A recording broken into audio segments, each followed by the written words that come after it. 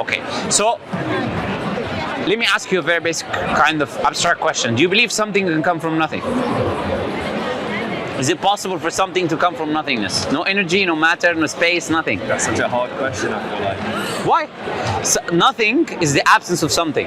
Let me put it to you in a mathematical form. 0 plus 0 plus 0 will give you what? 0 plus 0 plus 0? 0. Can 0 ever give you 1 if you keep multiplying zeros? No. So if there was nothingness, can it ever amount to something? No. Right. So can something come from nothing? Yes. How? You mean no? I mean no, Yeah, no. it's okay. I mean no. Yeah, so we say that you cannot have something coming from nothing. So where did the universe come from? Because we know the universe cannot come from nothing. It has to come from something. Do you agree? Because obviously before the Big Bang, what was that? People cannot explain.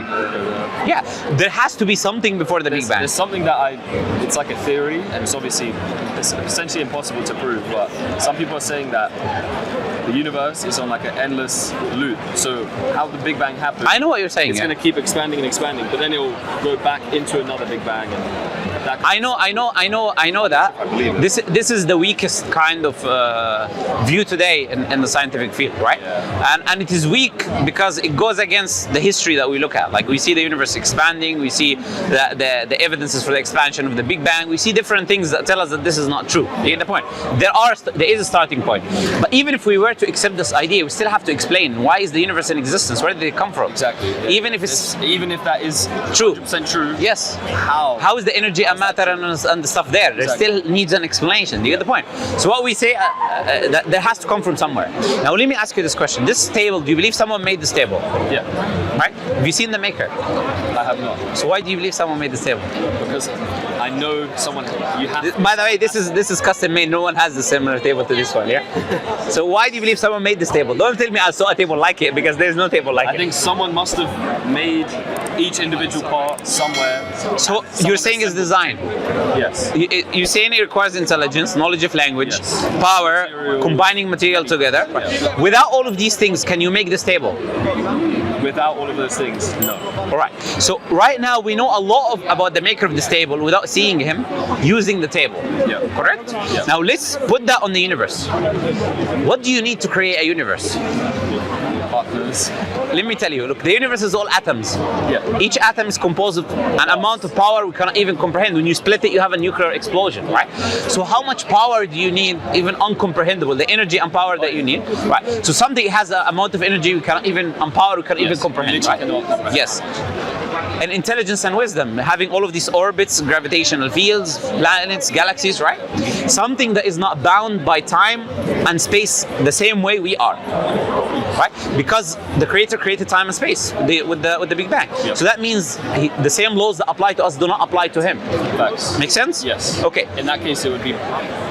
If you were to believe that, then yes, I get what you're getting at. So it's Creator, right? So in get a what sense, you you believe in God, right? Yeah, yeah. That's it. It's So a good way to say it. yes, so we say we believe in a Creator. We don't need to see the Creator, Yeah. because we see the effects of the Creator. We see the design, and design will have to be the designer. You cannot bring the universe into existence without these attributes.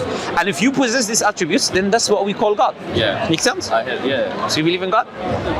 Or you accept God? I still How would they even call it believe? Because it's rational now, right? You still can't.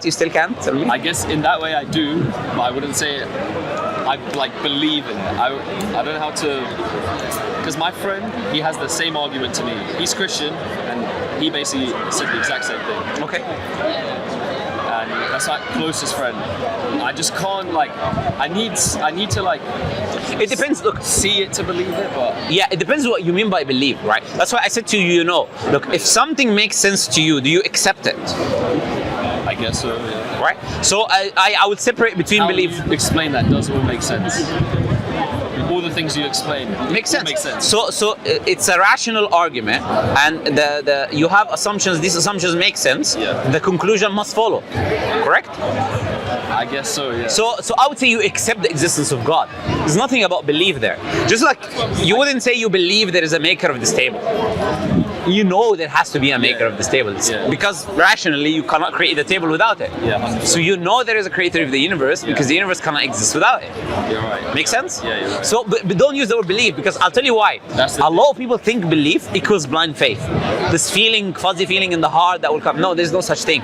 So whether you accept something or you don't accept something, it's rational and makes sense. I adopt the idea or I reject the idea. Binary. Yes. So either God exists or it doesn't exist, right? So if you accept the logic, then you accept the conclusion. Okay, yeah. So I would say like 90-10, yes, no. Okay. Okay, the 10. I want to talk about the 10. Where does the 10 come from? Just because I'm scared. But I like 100%, you know? So I know you do. Tell me, okay, let me tell you something. Is anything absolute 100%? No. Then I got your problem now. This is the issue now. I don't think This is, did you, who do you listen to? Or have you read any books? Who do you listen to online? Sam Harris, Richard Dawkins, this type of people? Like, Jordan Peterson. Jordan Peterson, yeah. Who else? All those types of people. Sure. So those type of people that you're talking about are the ones who will give you this idea of doubt, right? Do you exist? You? Yeah. How do you know? I think it, therefore I am it. So you're using Descartes' cogito, which is I think, therefore I am. That's what you're using. But this has even been criticized. If you want to be skeptical, what does I mean in that statement? You have to have a concept of language. My consciousness. No, you have to have a concept of language. You have to have a concept of oneself, separate from others, in order for you to make that statement. True. So where do they come from? Just me observing. But you cannot observe unless we still establish that you exist first. What is me? I guess so. You have to like accept existence. It's like, what is the thing that's behind my consciousness, essentially, right? Yeah, not only that, you would accept that language exists, the separation, the identity, love identity, separation between objects. Like I'm different than you are different than me, etc. So you have to accept all of these things to bring the cogito. What the cogito assumes is just consciousness. No. If you say I think, you assume that there is thinking, there's a concept of thinking, you assume there's a concept of I, and then you it's already do you get the point? Okay. This is the criticism. Look, if you want to be skeptical, you will not be able even to accept your own existence. This life becomes absurd. That is meaningless. I think everything's just mathematics. So like the universal language is math. So are you using mathematics now? Yes. How? The sound waves from my voice. It's not mathematics. That is maths. It's maths. Can you define mathematics? Define mathematics? Yeah. Can you get your phone, go to a dictionary and put mathematics? Mathematics, my definition is the language of the universe. Okay, so does any... I think language anywhere, maths anywhere in the universe, in any universe. Does any dictionary on earth define it in the same way you do? I'm not sure. The answer is no. Okay. So when you say mathematics, you use a word without already defining language. So that's why I'm disagreeing with you, right? So you have a new word now that... Words have a lot of meanings. Absolutely. So you cannot use the word mathematics that already has a meaning. Right. So it's not mathematics anymore. It's the whole purpose, yeah. Yes, do you get the point? Yes. So why is it that you believe that? I believe it. So it's not mathematics, but what is it? No. Magic. So, look, let me ask you this, like be serious with me. Like, no. You say you believe in magic. Look, I'm asking you this. No, I don't believe in magic. No, but actually, you just said that. I do believe in magic. Okay. But if God created, I would say that God created everything. So magic, supernatural. Don't call that magic. Again, you use word. By the way, I'm very particular with my words, right? Yeah. Because words convey meaning. No. Yeah, words convey meaning, and people will misunderstand what you say if you miscommunicate what you say, right? You have to be very particular with the terms that you use. So if you say magic, that does not apply to God. What we believe, this is the abilities of God. The attributes of God are in manifesting in creation. It's not magic. What we call magic is something from nothing, for example, right? It's like me bringing rabbit now from thin air or something like that. Or astrology for women or something. This is magic, right? Other than that, we don't believe in magic, right? Okay. So we believe, you say you accept the existence of a creator, right? If you put this 10% is useless as long as it makes sense logically. If it follows logically, consistent, I should accept the principle. Yeah. Even Descartes himself lives his life based on that. If it makes logical sense, I will accept it. You understand? Yeah. So, and I do computer science. Okay. I'm a logical person. And Good. the way you explain it to me, I can't really argue it. Yeah, so because look, I'm just telling you common sense, you know. Yeah. What I'm saying is very, very basic common sense. Because look, This is our point. We trust our experiences. Yeah. You don't live your life doubting that you don't exist, even with a 10%. You don't live your life doubting that she's not here or he's not here or I'm not here. You don't live your life like that. If you live your life like that, you'll go in front of the bus, because maybe the bus doesn't exist. Yeah. Right? But you're not going to live your life like that because you know the bus is there. You intuitively trust your experiences. 100%. You know that you exist, so there has to be axioms to everything. I have to accept my existence. I have to accept the universe's existence, right? And I have, based on that, then I make logical conclusions. Does that make sense? Yeah. So that's how Muslims operate. Because without that, life becomes absurd. Just as I was just trying to say to you, right? Makes a lot of sense. Okay, so there is a creator. Based on there is a creator, we say there is purpose as well. Because everything created is given purpose by the manufacturer and the maker. Like destiny. Yes. In a way, we believe that. We have a different understanding of it, but we believe it, right? So this bottle, for example, the one who gave it a purpose, the one who restricted it in a specific way was the maker. So what you create, you give purpose to. So if we're created by the creator by definition gives us purpose. Yeah. Make sense? Yeah. Right. So we say as Muslims there are different prophets and messengers. These prophets and messengers came in the past. You heard about Jesus, Moses, Noah, Abraham, right? Yeah. They come to tell you your purpose in this life. And they bring you a revelation from the creator. And within that revelation, they tell you your purpose in life. Now the question is, how do I know whether someone is a messenger of God or not? Ask them. Ask them. Okay, if I said to you I'm a messenger of God, do you accept it? Yeah. Okay, but you have a very low bar now of acceptance, Yeah, right? that's Because, okay, if everyone says I'm a messenger of God, how many religions would we have? How many gods would we have? How many? Right. There has to be something that substantiates the claim that you make. From a Muslim perspective, we say the following. In order for us to accept someone as a messenger of God, he has to demonstrate something that I cannot do. Because the creator did. Because the creator can break the laws that we... What about learning? If you learn to do that thing, that doesn't apply. That's what I'm saying. Something you cannot even learn to do. Okay. Something basically impossible to me. Yes, something outside the natural laws of humans. Like for example, Moses bringing a stick from the road and parting two seas, I cannot do that, you cannot do that. You cannot learn how to do that, you get the point, yeah? Yeah. So these are what we would call miraculous acts to demonstrate these people are messengers, right? Similarly, Prophet Muhammad brought his own type of miracles to demonstrate that he is a messenger from the Creator. Make sense? Yeah. Okay. Do we know the future, me or you? I think the future is the present. Okay. I think the future again, means you have to be particular with the terms. Now think about what you just said. Definition of present and definition of future. Think about the two definitions. In English terms. Yes, that doesn't make any sense. But Exactly. how I think about it makes sense.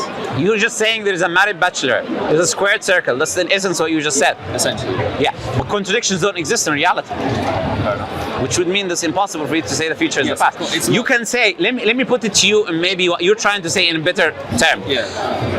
The past influences the future. Yes. That's a way to put That's why it. people get anxious. Do you agree with that? So that's what you're trying to say in a way, right? Yeah. So the past will influence the future. That's why we have the saying that history repeats itself. Yeah. Because if you go through doing specific thing in a specific way, there will always be the same outcome, right?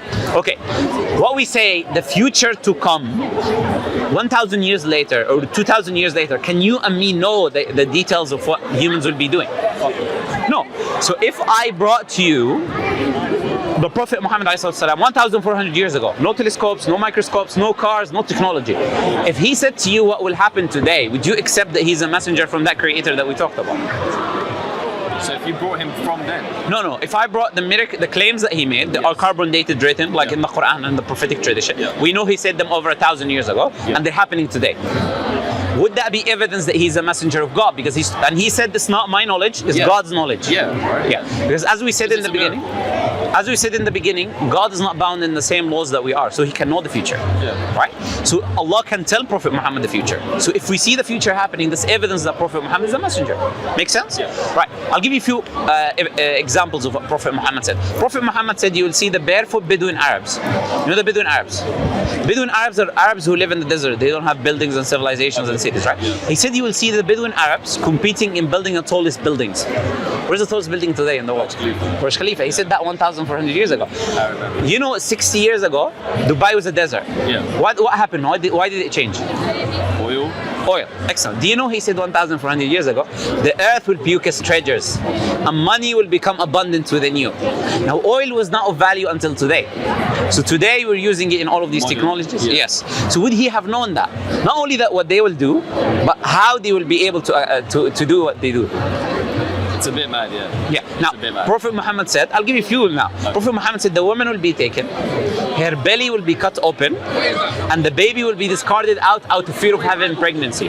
What do you call that today? C-section. Now, how would he know that 1,400 years ago? And he said, out of fear of having pregnancy. You know, in the past, if you cut a woman, she's dead. That's it. Yeah. There was no the technology that we have today to actually. Incomprehensible at the time. Yeah, things you can't even think about. Prophet Muhammad said the deserts of Arabia will become green again. Now let me show you something. I'll show you something interesting, yeah? From a Muslim website called NASA, yeah? Show you something interesting now, give me 1 second. So, when Prophet Muhammad said that the deserts of Arabia will become green again, what does again mean? Yeah, so it'll come back. So it's already happened. So in the past, he's making two claims. He's making a claim about history, that the deserts of Arabia used to be green. Yeah. And then he's making a claim in the future that the deserts of Arabia will turn green again, meadows and rivers like they used to do. Yeah. Okay, now look. Let me show you first. You know Nature magazine, yeah? Yeah. Okay. Very Another Muslim website, yeah? Okay. So, of course, Nature Middle East, yeah? Okay. So, are revealing Arabia's green past. So, they show you fossils, they show you traces from 10,000 Asian lakes using satellites. They show you fossils of animals like elephants that only live if there is an abundance amount of water. So, they say thousands of years before, there was water in these deserts of Arabia. Now, we know that because of technology, like satellites and all of this fossil information. But how Prophet Muhammad know the history? Now he's talking about the future, not only the future, but the past as well, right? NASA, look, this is the deserts of Arabia. Look, 1987, 1991, 2000, 2012. Do you see the difference? Yeah. Magnificent difference, right? Where did all this greenery came from? Technology. We're able to access the water deep within the earth. Huh. Well, I've got Go ahead. I think it's just the natural cycle of Earth. If we were not doing any of this technological advancement, maybe that would be happening in 200 years from now, because it'd be slower. Because the last If we're not using technology, this will happen. Excellent. Let me ask you this question: how do you know all of that? just from previous from our technology as humans and advancements of knowing how the earth works. Thank you. But did Prophet Muhammad know that 1,400 years ago? You see, I want you to put yourself there. 1,400 years before, things were not as today. We understand a lot of things about the world, right? So what you're saying is only proving the point. You get the point? Yeah, that he knew these things that we're just learning today, or we learned today, right? The question is, could he? And by the way, I can give you over 20 predictions right now. Yeah. Right. The question is, and that's one example. Could he have known that if he was not a messenger of God? Okay, I'll give you more. I'm not only, even though you agreed already, but I'll give you more. The Quran talks about the natural phenomena, the earth, how things happen in the world that we're learning about today. For example, the Quran talks about the universe expanding. Yeah. And we learned that in the 1900s. They're using Hubble telescope. Yeah, the red shift, blue shift. Yes, all of that. Exactly. So you know about the redshift. That's excellent, right? The length of the galaxy, the fabric of space is stretching. So these are observable things. Yeah. But that's in the Quran 1,400 years ago. The Quran said we build this heavens with power and we're expanding it. 1,400 years ago. The Quran talks about biology. It says that every living thing is made from water.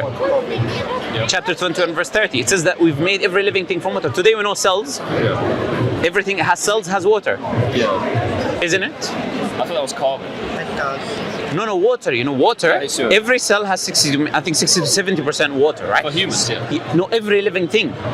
So these plants have water, animals have water, every living thing. A cell, every living thing, yes. Yeah, every living thing has a cell, and every cell contains water, right? So the point is this: the Quran is talking about that. The Quran is talking about mountains, and how mountains have deep roots within the earth, how they stabilize the earth. You know, there's a process called isostasy, where the mountain pushes the crust of the earth. Yeah. It helps stabilizes the earth. There is less collisions taking place. Exactly. You know a lot of these things, right? You have a lot of scientific knowledge, right? I'll give you one. So you can talk to my friend Khalid. Khalid. I'll give you one. How does the Egyptian sun go to Ra? Can you talk to my friend over there? No, Ra goes to sleep and it disappears. Sure. It ain't real. Sure. Thank you. Khalid, can you? Okay, he's gone. Finally. Yeah. Some people are like gone. Okay. Coming back to what we're saying. So all of these, by the way, there are other evidences. Now, you agree with me that he has to be a messenger of God. This is how we view ourselves as Muslims, right? In the way we've been talking about and all the reasoning you've given me, I agree. Yes, and everything I told you I can give you references for, right? Yeah, I believe that. Yeah, so what we're saying as Muslims is the following, right? Islam is a rational religion. We follow things based on evidence. Evidence is there, it makes sense, it's rational. We follow it, that's why we're Muslims. There's no blind faith, there is no just believe it because people believe it. You get the point? Yeah. Okay. Well, have you read the Quran before? I've never read it. So, do you have any questions for me? Because I've been giving you a few things and asking you a few questions. So it's just all in English? Everything is in Will there English. be like Arabic with English? No. Just English. Just English. Yeah. Cool. And this is just like kind of more broad. Why do like some of my friends, a lot of my friends are Muslim. Okay. How come they can read the Quran but they don't know what it says? Or the other way, or like, do you know what I'm trying to say? I understand what you're saying. It's a cultural thing. Certain cultures, they don't understand that understanding the meaning of the Quran is better than reading, is more important, more necessary, a priority, rather than just reading something you don't understand. The Quran says that Allah revealed it so we can ponder on it.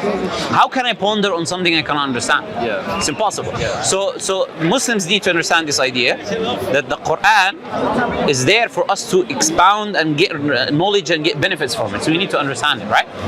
So that's why a lot of them might have problems in the future. So then in the Quran, do you believe everything in it? Absolutely.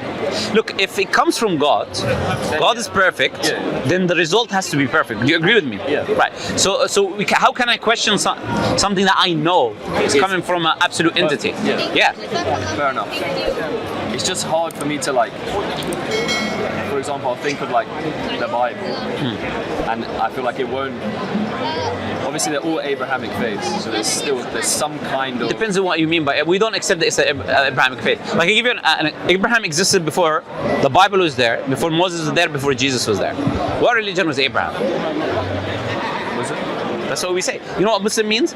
Muslim means to submit your will to God. Did Abraham submit his will to God when he told him to slaughter his son? I guess. He submitted. He went to take his son. I don't know if you know the story or not. But Abraham took his son to follow the commands of the Creator. Then the Creator told him not to do it. He was testing him, right? So he submitted his will. His most precious son, he got when he was old, over 90 years old, I think. He got one son. After a long time, then God tested him, said, slaughter your own son. Then God was testing him. So Abraham, when he went, God did not allow him to do it, and he sent him a lamb from heaven that he slaughtered in the place, right? Point is, Abraham submitted to God's command. This is where the idea of the lamb and sacrifice come from, right? So God, whoever submits himself to Allah, the true creator, is called a Muslim. So Abraham, he is the one who brought this idea of circumcision. A lot of the laws are coming from Abraham, right? So we say there was no Christianity, there's no Judaism. So Islam was always there from the beginning. Yeah. So we don't call them Abrahamic faith because Abraham did not believe in the Trinity. Abraham was not a Jewish who followed Judah, who came later on, right? So we say the religion of Abraham was Islam. That's the religion we're following. But you were talking about there's a huge difference between Islam and Christianity and Judaism. Oh yeah. The Bible is changed, it's not preserved. Yeah. The oldest manuscript is 400 years later. You understand? It has a lot of contradictions. I can give you many. How do we know the Quran is how it was back then? Excellent. We have first. History. It's a good question. Yeah. We have two methods. We have two methods. First method is the oral tradition. So from the time of the Prophet ﷺ, we memorize the whole Quran from A to Z, from memory.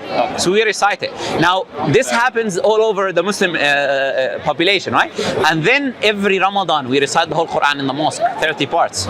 So if someone makes some mistakes, people correct him because people memorize the whole book. If you throw every literature in the sea, we'll bring it back in 1 hour because we memorize it. Today there are millions of memorizers of the Quran. That's pretty mad. Millions. Yeah. And each of them have certificate that traces back to the Prophet with names of the people in the certificate, the biographies of these people knowing about them. You can't play games with it, right? Second thing is we have carbon dated manuscripts from the 1st century. On top of that, even though it's enough, the oral tradition is enough, but we have a carbon dated manuscript, the Sana'a manuscript, top copy manuscript. Birmingham manuscript here is from the life of the Prophet. You can go see it in Birmingham. You don't have to travel far, because Sana'a is in Yemen and the top copy is in Turkey. But you have the Birmingham here. It's the oldest, one of the oldest, I think, manuscripts. It goes to the time of the Prophet. It has the same Quran that we have today. Same fragment has the same Quran that we're reading today, which is absolute evidence is from God, right? So no other religion on earth have put the amount of effort to preserve their scripture. Yeah. That's why we know for sure. That makes sense. Makes sense, yeah? Pretty sick. Trust me, look, everything in Islam, you will have a rational answer for it. There is this strong foundation, right? We don't just believe for the sake of believing. So I can stand here and have a discussion with anyone. Yeah, and have a discussion with anyone, answer any question related to Islam, because Islam is able to defend itself. You can actually back your point. That's why Islam is the biggest growing religion today in the world. And by the way, 70% of people accept Islam are women. There's also there's different reasons for that as well, but yes.